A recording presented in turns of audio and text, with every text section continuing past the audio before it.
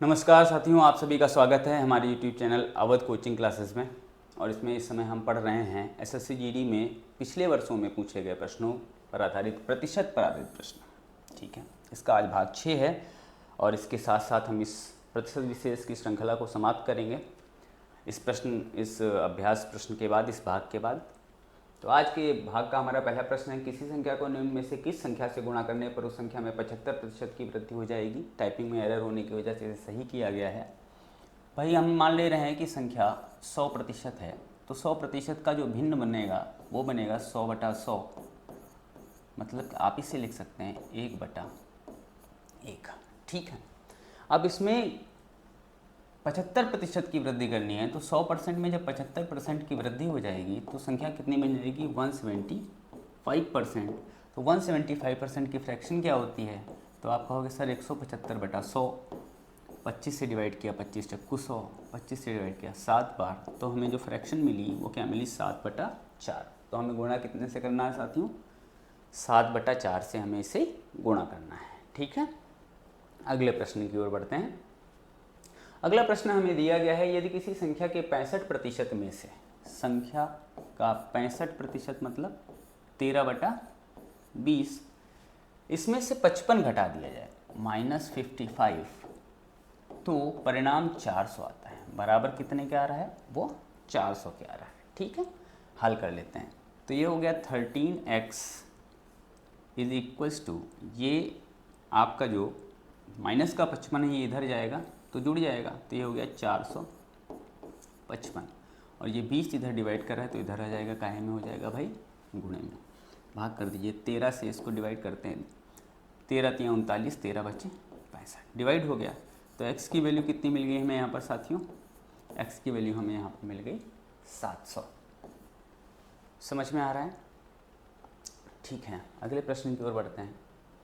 अगला प्रश्न हमें दिया गया है, यदि किसी वर्ग की भुजा में 5% की वृद्धि की जाती है तो उसके परिमाप में कितने प्रतिशत की वृद्धि, पैरामीटर में कितने प्रतिशत की वृद्धि होगी। ठीक है, तो वृद्धि यहाँ पर परिमाप में कह रहा है, तो भाई परिमाप का जो फॉर्मूला होता है वह होता है भुजा गुणे 4। तो एक ही बार भुजा आया है जिसमें आपको 5% की वृद्धि करनी है, उसको भले ही 4 से गुणा कर रहे हैं, 4 से गुणा करने से उसके मान में परिवर्तन होगा, ना कि उसके प्रतिशत वृद्धि में। तो कितने प्रतिशत की वृद्धि होगी, तो आप कहोगे सर 5% की वृद्धि होगी। अब कुछ छात्रों को कहना है कि सर इसे लगा के समझा दीजिए। तो हम यहाँ पर भुजा का एक मान ले रहे हैं। हमने यहाँ पर मान लिया कि भुजा का मान है 100। ठीक है, तो अगर भुजा का मान 100 था तो पहले हिसाब से, पहली शर्त के अनुसार, फर्स्ट कंडीशन को मान करके 100 × 4, तो जो परिमाप आता वो आता 400। लेकिन सेकंड कंडीशन में क्या कह रहा है वो, कि आपकी 5% की भुजा में वृद्धि हो गई, मतलब कि भुजा आप 100 से बढ़ करके कितनी हो गई, 105 हो गई। तो इसका परिमाप कितना आता, तो हम जब इसे गुणा करेंगे तो हमें परिमाप मिलेगा 420। ठीक है, तो वृद्धि कितने की हो रही साथियों, वृद्धि हो रही है 20 की।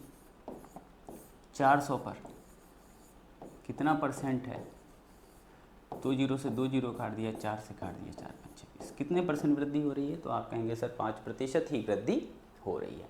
यदि यहाँ पर परिमाप की जगह क्षेत्रफल की बात कर रहा होता, परिमाप की जगह क्षेत्रफल की बात कर रहा होता, तो हो जाता फॉर्मूला आपका भुजा गुणे भुजा, 2 बार भुजा का आपस में गुणा होता है ना। तो जो प्रतिशत वृद्धि है वो 5% यहाँ पर और 5% यहाँ पर, इसका मतलब वो अधिक वृद्धि होती। कितनी वृद्धि हो जाती तब भी, तो आप हल करके बता देंगे कि सर 10.25% के आसपास वृद्धि रहेगी, है ना। चलिए अगला प्रश्न करते हैं। अगला प्रश्न हमें दिया गया है, जब किसी संख्या में क्रमिक रूप से 15%, 80% और 44% की कमी की जाती है तो वह 19,992 हो जाती है। संख्या क्या होगी, संख्या हमने x मान ली। अब आप कह रहे हैं कि पहले 15% की आपने कमी की, मतलब वो 85% बची है कि नहीं। फिर आपने उसमें 80% की कमी की, मतलब वो कितनी बची, तो आप कहोगे सर 20% बची। फिर आपने 44% की कमी की, मतलब वो कितनी बची, 56% बची। और बराबर में कितनी है वो, 19,992। ठीक, अब हम इसे फ्रैक्शन में कन्वर्ट कर लेना है, तो हम इसे लिख सकते हैं x × 17/20 ये होगी फ्रैक्शन होती है 1/5। फिर 56% की फ्रैक्शन क्या हो जाएगी, तो ये आपका 4 से डिवाइड हो जाएगा, 4 एकम 4, 4 चक्कू 16 और 4 से डिवाइड होगा 25 बार।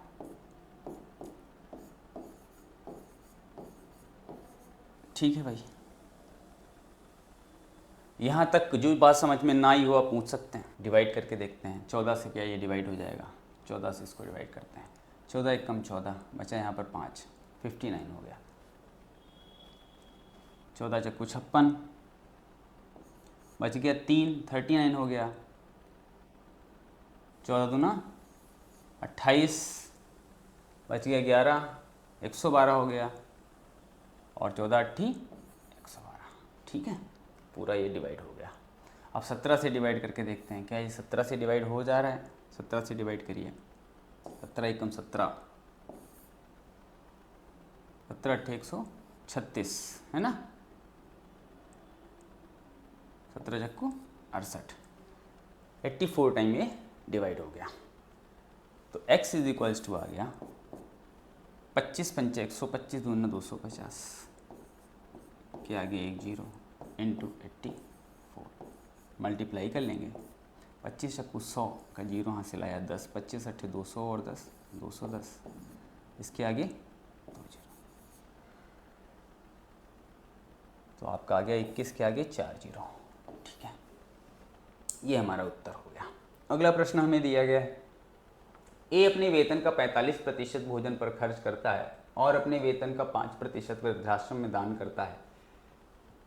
वह भोजन तथा वृद्धाश्रम पर कुल 28,500 रुपये खर्च करता है। देखिए, उसने 45% भोजन पर खर्च कर दिया और 5% उसने वृद्धाश्रम में खर्च कर दिया। ठीक है, तो कुल मिला के उसने खर्च किया 50%।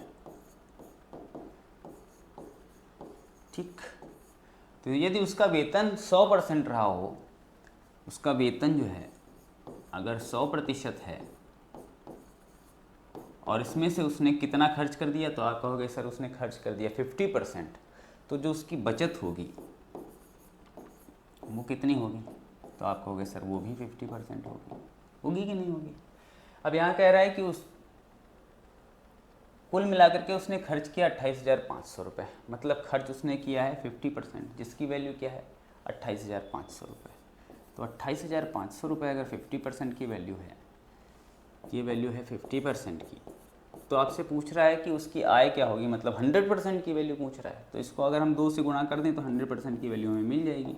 तो 2 से हम गुणा कर दे रहे हैं, 2 पंचे 10 का 0, कैरी ऑन 1, 2 अट्ठी 16, 1 17 का 7, कैरी ऑन 1, 2 दूना 4 और 1 5। ठीक है, तो उसकी जो इनकम है वो कितनी है 57,000 रुपये। आई बात समझ में साथियों। चलो अगले प्रश्न की ओर। अगला प्रश्न हमें दिया गया है, हमसे कह रहा है मनीष ने एक एयर कंडीशनर 46,875 रुपये में खरीदा। इसके मूल्य में 8% वार्षिक दर से मूल्यह्रास हो रहा है, मतलब नुकसान हो रहा है उसका। तो 3 वर्षों बाद एयर कंडीशन का मूल्य क्या होगा। ठीक है, चलिए हल करते हैं। 8% की दर से ह्रास हो रहा है, तो 8% की फ्रैक्शन हम बना लेंगे। 8% की फ्रैक्शन कितनी होती है, तो आप कहोगे सर 2/25, 2/25। इसका अर्थ यह हुआ कि अगर उसका मूल्य 25 था तो 2 घट करके 23 बचा, 25 था तो 2 घट करके 23 बचा, फिर 25 था तो 2 घट करके 23 बचा।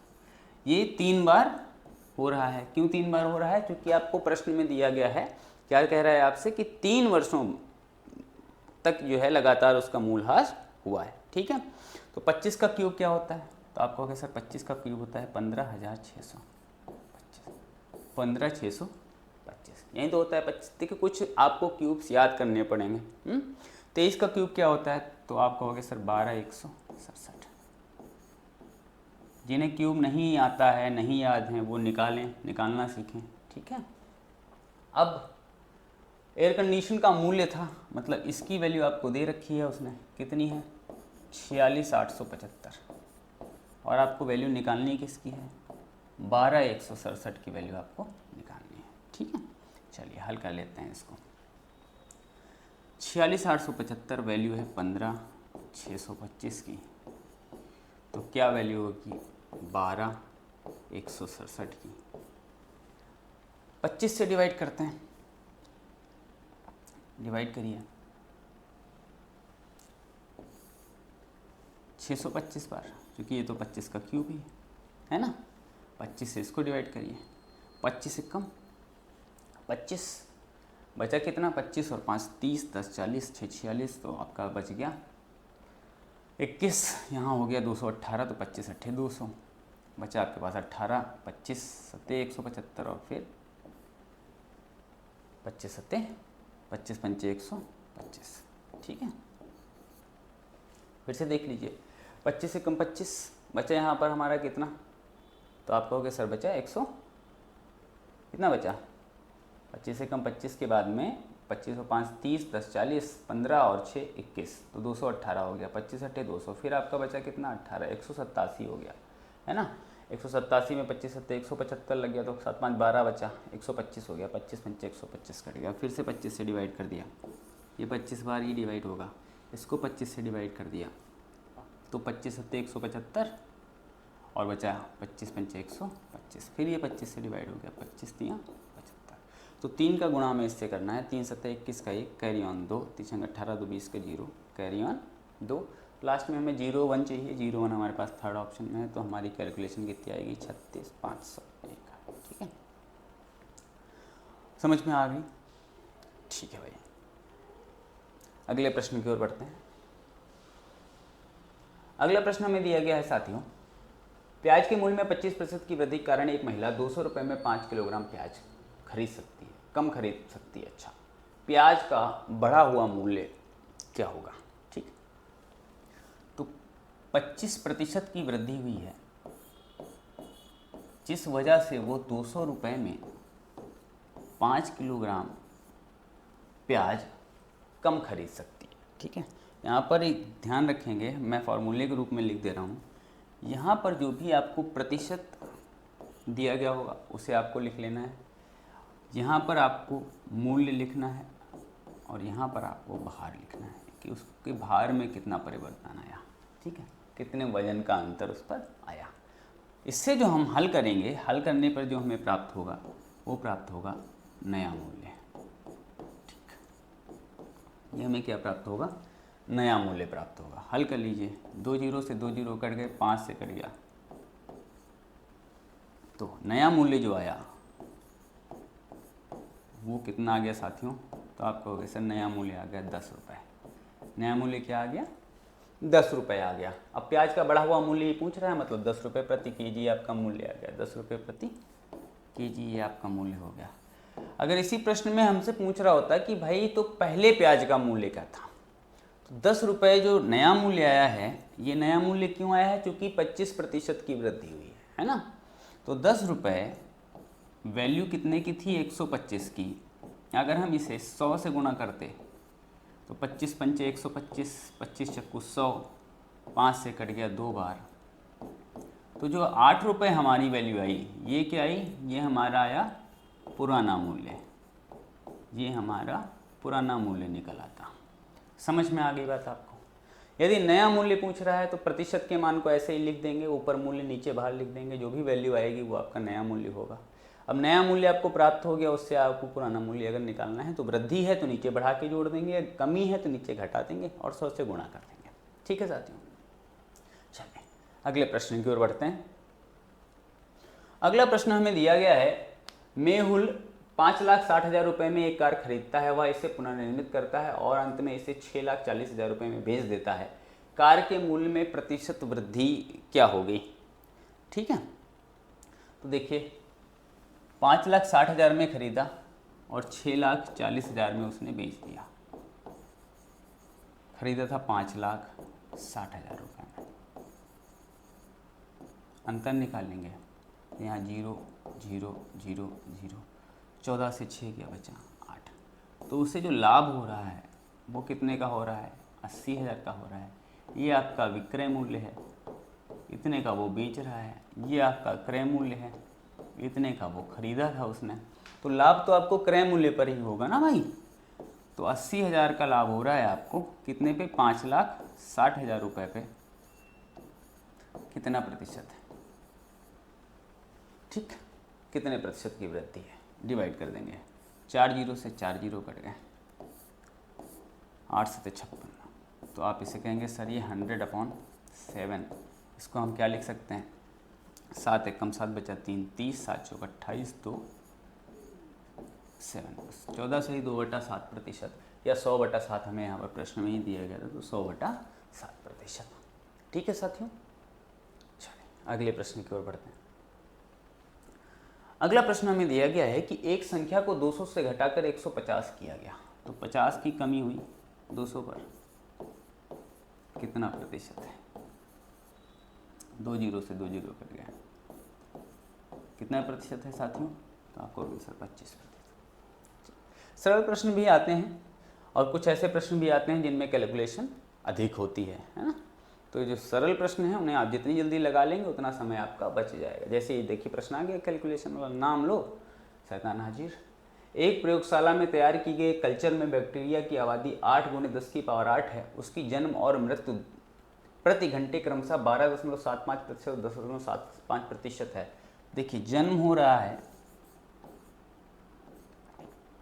12.75% की दर से और साथ ही में मृत्यु दर जो है वह है 10.75%। तो जो वृद्धि होगी, क्योंकि यहाँ पर अधिक जन्म हो रहा है मृत्यु कम है, तो वृद्धि कितनी प्रतिशत की हो रही है, 2% के हिसाब से।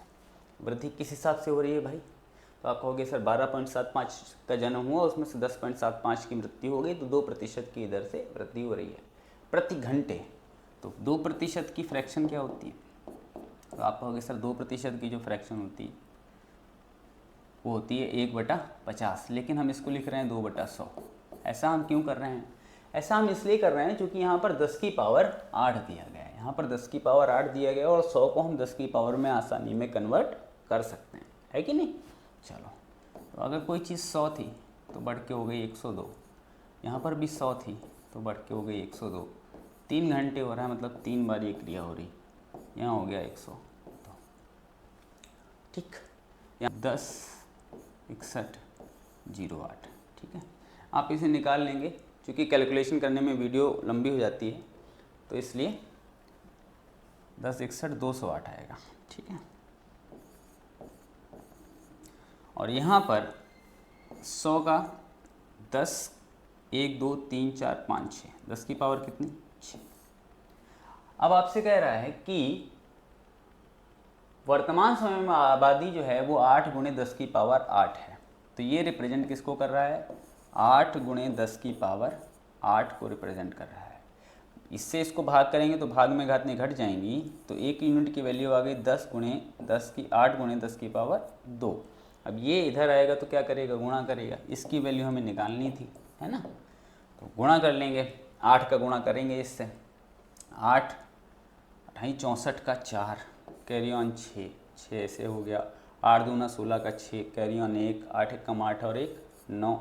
अब देखिए लास्ट में हमको क्या चाहिए, 96 64 चाहिए। 96 64 किसके पास है, 96 64 00 हमें ऑप्शन में कहाँ दिया गया है, ये है हमारे पास ऑप्शन 96 64 00। इस ऑप्शन में हमारे पास एक जीरो कम है, तो हमारा पहला ऑप्शन सही हो गया।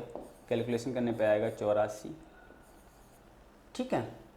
जब कैलकुलेशन थोड़ा बड़ी होती है तो थोड़ी सी कैलकुलेशन हम कर लेंगे और ऑप्शन की सहायता से हम उससे हल कर लेंगे। समझ में आ गई बात साथियों।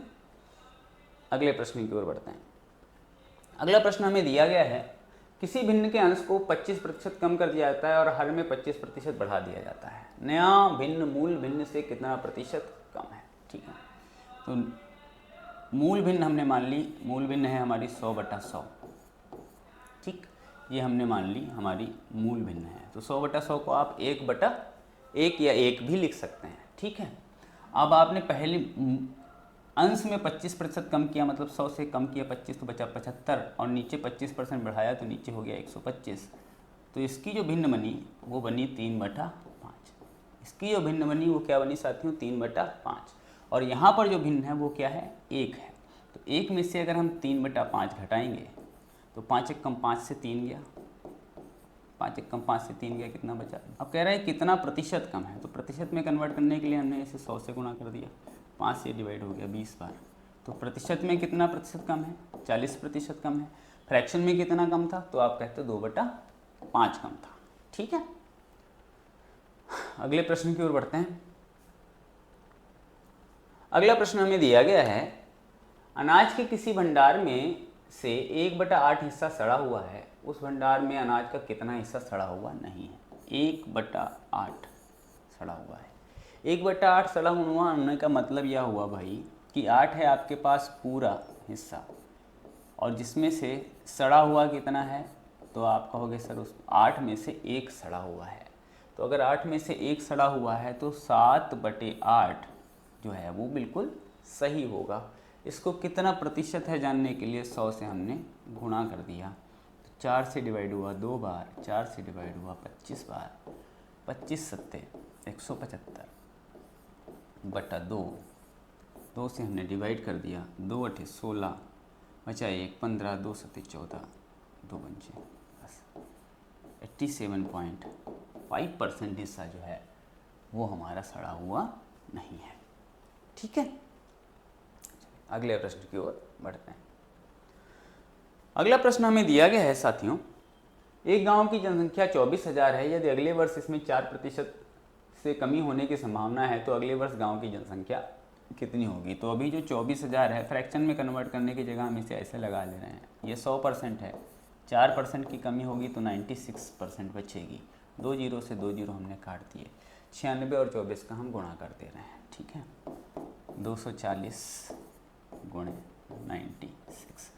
2 डिजिट मल्टीप्लिकेशन रूल मैंने आपको बताया है, आप उसका यूज़ करेंगे तो कैलकुलेशन आपसे जल्दी हो जाएगी। ठीक है, 6 चौक 24 का 4, कैरी ऑन 2, 6 दूनी 12 और 9 चौक 36, 36 और 12 48, तो 50 का 0, कैरी ऑन आपके आ गया 5, 9 दूना 18, 5 23, क्या गया 1 0। ठीक है, तो ऑप्शन हमें मिल गया 23,040, जो कि हमें ऑप्शन नंबर 4 दिया गया है। क्लियर? कैलकुलेशन की ट्रिक के लिए आप पिछले भागों को देखिए, पूरा पढ़िए, तो आपको सब कुछ समझ में आ जाएगा कि इस कैलकुलेशन को कैसे किया गया है। ठीक है मित्रों, एक व्यक्ति का साप्ताहिक वेतन 1200 रुपये था, लेकिन अब वह 1800 रुपये कमाता है। व्यक्ति के वेतन में कितने प्रतिशत की वृद्धि हुई? तो 600 रुपये की वृद्धि हुई है उसकी। पहले वो कमा रहा था 1200, तो कितने प्रतिशत की हुई है? 6 दूना 12 और 2 से कट गए 50 बार, तो कितने प्रतिशत की वृद्धि हुई? आप कहोगे सर उसकी वृद्धि हुई है 50% की। ठीक है साथियों, अगले प्रश्न की तरफ बढ़ते हैं। अगला प्रश्न हमें दिया गया है, एक शहर की वर्तमान जनसंख्या 92,61,000 है। यदि यह 5% वार्षिक दर से बढ़ रही हो, 3 वर्ष पहले इसकी जनसंख्या कितनी थी? तो 5% की फ्रैक्शन क्या होती है? तो आप कहोगे सर 1/20 होती है ना। तो अगर कोई चीज़ 20 थी 21 हुई है, 20 थी 21 हुई है, 20 थी तो 21 हुई है, इसका मतलब वो थी कितनी? आप कहोगे सर 8,000 थी, और कितनी हो गई है? तो हो गई है 92,61। ठीक है, 21 का क्यूब क्या होता है? 92,61। इसकी वैल्यू आपको उसने दे रखी है कि इसकी वैल्यू है 9261,000, और आपसे कह रहा है कि इसकी वैल्यू क्या होगी। ठीक है, हल कर ले रहे हैं भाई। तो ये यहाँ से 1 यूनिट की वैल्यू आ गई 1000। अगर 1 यूनिट की वैल्यू 1000 है तो 8000 यूनिट की वैल्यू क्या होगी? 8000 के आगे 3 जीरो और। ठीक है, तो ये हमें आंसर मिल गया, 8000 के आगे 3 जीरो। ठीक है भाई, मौसम सर्द हो रहा है, सभी लोग अपना ध्यान रखें। अगले प्रश्न की ओर बढ़ते हैं। अगला प्रश्न हमें दिया गया है कि कोविड-19 महामारी के प्रकोप के कारण एक गांव की जनसंख्या 15,750 से घटकर 14,490 हो गई। उस गांव की जनसंख्या में कितने प्रतिशत की कमी हुई है? तो यहाँ पर हम 15,750 से 14,490 को घटा ले रहे हैं।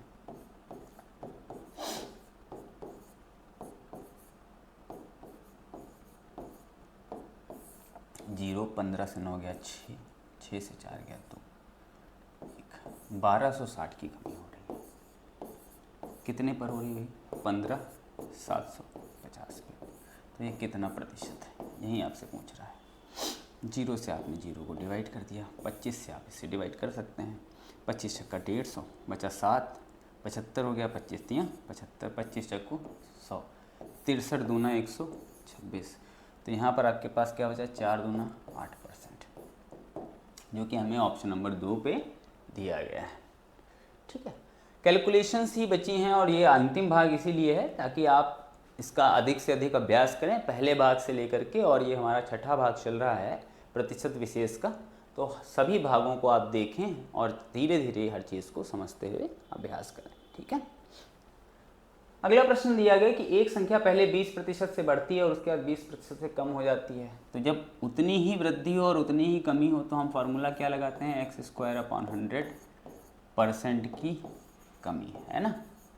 तो 20% ही बढ़ रही है, 20% ही कम हो रही है, तो 20 का स्क्वायर 400/100, जीरो से जीरो काट दिया तो हमें मिल गया क्या हुआ रहा होगा, तो आप कहोगे कि 4% की कमी हो रही होगी सर, 4% की कमी। ठीक है साथियों, चलो अगले प्रश्न की ओर बढ़ते हैं। अगला प्रश्न हमें दिया गया है कि वन्य जीव जनगणना के अनुसार वर्ष 2021 में राजस्थान में 550 तेंदुआ थे। यदि यह आशा की जाती है कि इसमें अगले वर्ष 2% वृद्धि होगी तो 2022 में तेंदुओं की संख्या क्या होगी। तो 550 100% की वैल्यू है, अगले साल 2% बढ़ जाएगा तो 102 हो जाएगा, है ना। तो इसकी वैल्यू क्या होगी ये आपसे कह रहा है, जीरो से जीरो हमने काट दिया, गुणा कर दे रहे हैं। 55 दूना 110 का जीरो, कैरी ऑन आया 11 और 55 धाम 550, है ना। एक जीरो यहाँ पर बचा हुआ था।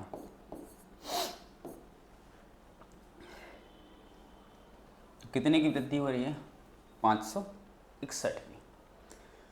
ठीक है भाई, अगले प्रश्न की ओर बढ़ते हैं।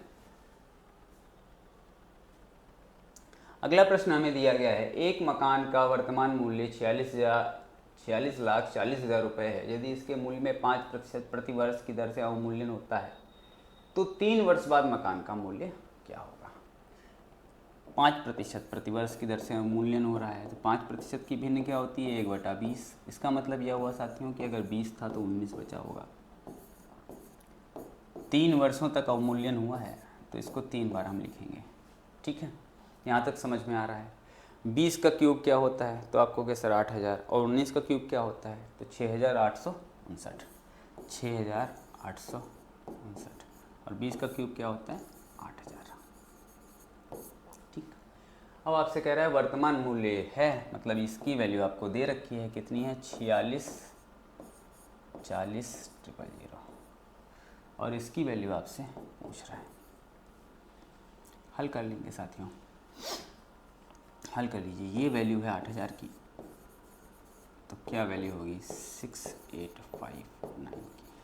ठीक है, 19 का क्यूब 6859 ही होता है। ठीक है, हल करेंगे, डिवाइड कर लीजिए। 3 जीरो से 3 जीरो कट गए, 8 से इसको डिवाइड कर दीजिए। 8 पंचे 40, 8 टाइम 64, क्या आ गया 1 जीरो। गुणा कर लेते हैं इसका, तो लास्ट में 1 जीरो आना है, सभी के पास है। फिर 8 9 72 का 2, लास्ट में जीरो के पहले 2 आना है, वो भी है। चलिए 2 डिजिट मल्टीप्लिकेशन से हम चेक कर ले रहे हैं कि लास्ट के 2 अंक क्या होंगे। 8 9 72 का 2 कैरी ऑन 7, 9 पचे 45 और 8 पंचे 40, 45 और 40 95, सॉरी 85, 85 और 7 92। यहाँ पर डबल 2 आएगा लास्ट में। डबल 2 किसके पास में है, पहले वाले ऑप्शन के पास में है। तो हमारी कैलकुलेशन हो गई 3978। ठीक है, आपके समझ में आ रहा होगा कि 2 डिजिट मल्टीप्लिकेशन से हम कैसे कैलकुलेशन को क्रॉस चेक कर सकते हैं, ऑप्शन का सहारा ले सकते हैं, ऑप्शन से हम जल्दी उत्तर निकाल सकते हैं। पूरी कैलकुलेशन करने की हमें ज़रूरत नहीं पड़ेगी। नहीं तो आप 6859 का गुणा 580 से करेंगे तो आपको समय अधिक लगेगा, है ना। तो जो 2 डिजिट मल्टीप्लिकेशन का रूल मैंने आपको बताया है, पिछली वीडियोज़ में आप देख सकते हैं, भाग 5 में भी बताया गया है, भाग 1 और 2 में आपको 2 डिजिट और 3 डिजिट मल्टीप्लिकेशन के बारे में भी बताया गया है। तो वहाँ से आप इसे सीखें और इम्प्लीमेंट भी करें। ठीक है, बढ़ते हैं अगले प्रश्न की ओर। और यहाँ पर हमारा अगला प्रश्न जो है ये अंतिम प्रश्न है आज के भाग का। हमसे कह रहा है कि एक सरकारी कर्मी अपनी आय का 76% खर्च कर देता है। यदि उसकी आय में 14% की वृद्धि हो और उसके खर्च में 10% की वृद्धि हो तो उसकी बचत का वृद्धि प्रतिशत अज्ञात करें। ठीक है, तो मान लिया वो 100 रुपये कमा रहा है, इसमें से उसने 76 रुपये खर्च कर दिए हैं, तो अब उसके पास भाई कितना बचेगा, तो आपका हो गया 24 रुपये। ये उसकी हो गई बचत, सेविंग, ये हो गया उसका खर्चा और ये हो गई उसकी आय, है कि नहीं।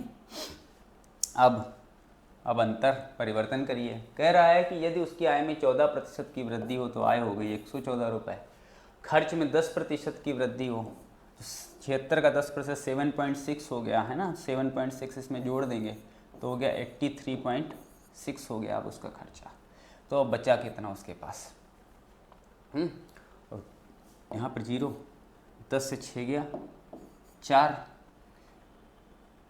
3 से 3 गया 0 और 11 से 8 गया 3। अब उसकी जो बचत है वो कितनी आ रही है साथियों, तो वो आ रही है 30.4। अब आपसे कह क्या रहा है, उसकी बचत वृद्धि का प्रतिशत 24 था, 30.4 हो गया, तो 6.4 की वृद्धि हो रही है 24 पर, कितना प्रतिशत है, दशमलव हटाया 0 बढ़ गया, 0 से 0 हमने काट दिया। ठीक है, 4 से काट दिया इसको, 4 छंग 24, 4 से इसको काट दिया, 4 एकम 4, 4 छंग 24। ठीक है, तो ये हो गया आपका 160/6, 6 से डिवाइड कर दे रहे हैं, 6 दूना 12, बचा 4, 40 हो गया, 6 6 36 है ना, 26 पॉइंट समथिंग आ रहा है। तो 26 पॉइंट समथिंग में आपके पास ऑप्शन है ऑप्शन नंबर 3। ठीक है साथियों, तो यहाँ पर हमारा ऑप्शन नंबर 3 सही हो गया। इसी के साथ आज आपका प्रतिशत विशेष का भाग 6 समाप्त होता है। आशा करता हूँ कि अभी तक जितने भी ये भाग आपने प्रतिशत विशेष पे पढ़े हैं वो आपके समझ में आए होंगे, आप उनका अभ्यास कर रहे होंगे और आगे की वीडियोस भी आपको लगातार मिलती रहेंगी। अब हम कोई ना कोई टॉपिक चेंज करके आगे अभ्यास करेंगे। अभी तक जो भी चीज़ें आपको सिखाई जा रही हैं, यदि वो आपको समझ में आ रही हैं तो हमारी वीडियोस को लाइक करें, सब्सक्राइब करें हमारे चैनल को, कमेंट करके बताएं कि आपको और किस टॉपिक की वीडियो चाहिए। आज के लिए इतना ही। Thank you class.